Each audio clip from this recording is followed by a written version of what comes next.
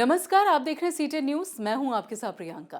किसानों को लेकर सरकार दावे और वादे तो बड़े बड़े करती है, लेकिन उन दावों और वादों की हकीकत सरकार के खिलाफ सड़कों पर बैठे किसानों के चेहरे पर साफ नजर आती है। किसान कहीं सरकार की नीतियों से आहत हैं, तो कहीं पर सरकार के नुमाइंदों से परेशान हैं। रसूखदार अपनी धमक के चलते किसानों की जमीन जबरन बेच रही हैं। सरकारी सुविधाएं किसानों को मिल नहीं पा रही हैं। इन्हीं सब हालातों के चलते किसानों का गुस्सा 7वें आसमान पर पहुंच गया है और किसान पहुंचे लखनऊ के नगर निगम दफ्तर पर, जहां न सिर्फ किसान नारेबाजी करते हुए नजर आए, बल्कि नगर निगम दफ्तर की भी घेराबंदी करते हुए नजर आए। सरकार की नीतियों और व्यवस्थाओं को लेकर सीटीएन के संवाददाता विनोद कुमार ने किसानों से खास बातचीत की। जितनी कॉलोनी जमीनें थे सब बना लिया, कॉलोनी बनाते चले गए। अब हम लोग जाते हैं, काम करो तो पैसे देंगे, नहीं तो मार के भगा देते हैं, बाहर कर देते हैं। दिक्कत ये न ताल न तलैया रहेगा, न मशीनें ले ले, न काम मिल रहा, न कुछ। हम लोग क्या खाएं? इस बात हमारी लोगों को जो कोई सुनेगा उसी को वोट देंगे। तेल लोन पे सब चीज की महंगाई, खाली गेहूं चावल दे रहे हैं तो क्या सूख खाएं? जब किसानों को उनका हक देने की बात होती है तो सरकार हमेशा पीछे दरवाजे पर नजर आती है। किसान पिछले 1 साल से अपनी मांगों को लेकर के यूपी के बॉर्डर पर बैठा है, तो दूसरी तरफ लखीमपुर खीरी में किसानों को लेकर इतनी बड़ी घटना हो गई, जो कि पूरे देश उसमें एकजुट दिखाई दिया। उसमें पूरे देश के किसान एकजुट दिखाई दिए और जमकर विरोध किया सरकार के। एक ऐसा ही मामला यहाँ उत्तर प्रदेश की राजधानी लखनऊ में किसानों ने अब नगर निगम कार्यालय को घेर लिया है। ये कि बीजेपी के जो कार्यालय है उसके चंद कदमों की दूरी पर है। ये बीजेपी का कार्यालय, यहाँ से अगर पैदल जाएंगे तो करीबन 2 मिनट के अंदर आप पहुँच जाएंगे। उससे यहाँ पर नगर निगम कार्यालय है, यहीं पर धरना प्रदर्शन कर रहे हैं। क्या मांग है आपकी और क्यों प्रदर्शन कर रहे हैं आप? भाई साहब, 32 सूत्री मांग पत्र है, जिसमें कई ज़मीनें हैं। ये लोगों ने उसको बिचवा रहे हैं अपने प्रॉपर्टी डीलरों से मिलके, और विकास के नाम पे कुछ काम नहीं कर रहे। जो संविदा कर्मी, सफाई कर्मी रखते हैं, 100 सफाई कर्मी अगर इन्होंने तनख्वाह दे रहे हैं तो 30 भी मौके पर काम नहीं कर रहे। इनकी 20 दिन पहले जांच हुई थी, जांच रिपोर्ट में भी इस बात मेरी सही पाई गई। ना विकास कर रहे, आदमी मर जाए उसका मृत प्रमाण पत्र बनवाने आओ, उसमें ये परेशान करते हैं इनके लोग। अगर हम अपनी ज़मीन का असेसमेंट कराने आए, घर का है किसी चीज़, तो उसमें तमाम प्रकार की दिक्कतें हैं। बगैर इनके लोग पैसा दाम लिए काम नहीं करते। तो क्यों जब चुनाव आता है तो आप क्यों ऐसे मुद्दों का आप ध्यान नहीं देते? चूँकि अब चुनाव सामने है, तो क्या ऐसे साल भर से बैठे तो हैं लोग, क्या करें बताइए। 22 तारीख को आ तो रहे चौधरी साहब। नहीं, जब चुनाव होता है तो किसानों का बड़ा मुद्दा होता है कि हम किसानों के लिए ये कर देंगे, किसानों के लिए वो कर देंगे। आप लोग क्यों उनके पार्टी, ऐसे पार्टियों के छलावे में क्यों आ जाते हैं? भाई आप बुद्धिजीवी आदमी, अगर आपने कह दिया तो हम लोग मान लेते। हर बार मानी तो परेशान है, आश्वासन पे तो बर्बाद हो गए हम लोग। इस बार नहीं मानेंगे। नहीं मानेंगे? नहीं मानेंगे। क्यों नहीं मानेंगे? अब काम करेंगे तभी मानेंगे, काम ही नहीं किया तो क्यों मानेंगे?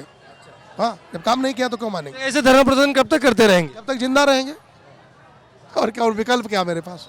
ये तमाम महिलाएं हैं, किसान हैं, तमाम लोग बैठे हैं। भाई साहब, आप भी किसान नेता हैं, ये बताइए कि ऐसी क्या वजह है कि सरकार आपकी बातों को नहीं मानती, सुनती नहीं? क्यों नहीं, सरकार से हमारा जो ज़्यादा है कि आजकल जो प्रशासन के अंदर जो भ्रष्ट अधिकारी हैं, कर्मचारी हैं, भ्रष्टाचारी हैं। क्योंकि अगर आम जनता को, अगर आपको सैलरी मिल रही है, सरकार आपको सैलरी दे रही है, अब आम जनता को सुनोगे नहीं, आम जनता की अनदेखी करोगे, भ्रष्टाचार चरम सीमा पे करोगे।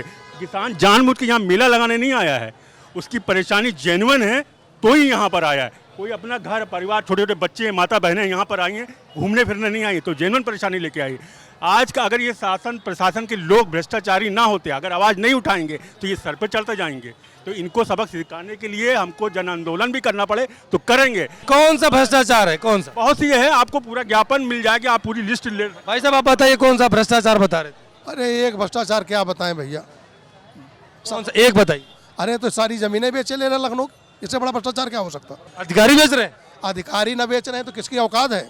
अपना आदमी लगा के थाने में कोई गड़बड़ी हो, थानेदार न मिले, बिक सकती है। 13 बीघा जमीन चरागाह की प्लाटिंग हो गई, घर बन गए। सरकार तो कहती है कि ऐसे भूमाफियाओं पे कार्रवाई कर रहे हैं। अरे भाई, जब उनको भूमाफिया इन्होंने जो चिन्हित किया जाए, मैं लिस्ट दे दूँ, एको भूमाफिया कहाँ?